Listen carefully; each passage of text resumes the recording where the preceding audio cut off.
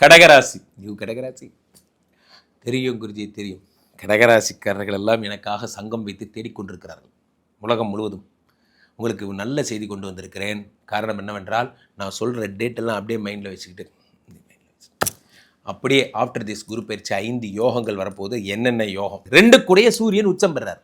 அதுதான் நம்மளோட ஓப்பனிங்கே. எப்படி இருக்கு? ஓப்பனிங்கே சூப்பராக இருக்குது. ஏன்னா தனாதிபதி உச்சம் பெறுவது தான் புத்தாண்டு. Point number 1. பாயிண்ட் நம்பர் 2 என்ன அப்படின்னா, என்ன நடக்கும்? உங்களுக்கு ராசியில் குரு வர்றார். யார்? ஜூன் மாதம். இந்த குரு வர்றதே ஒரு சிறப்பு. 12 வருடத்துக்கு ஒரு முறை தான் வருகிறார். அப்போ குறிஞ்சி மலர் போல தான் 12 வருடத்துக்கு ஒரு முறை உங்கள் ராசியிலே உச்சம் பெறுகிறார்.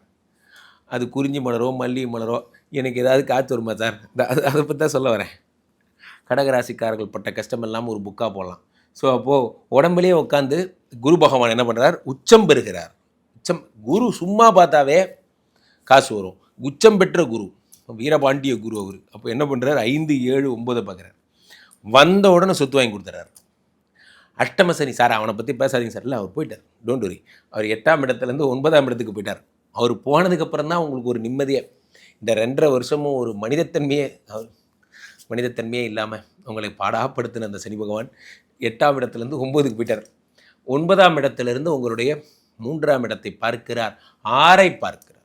பெரிய விஷயம்.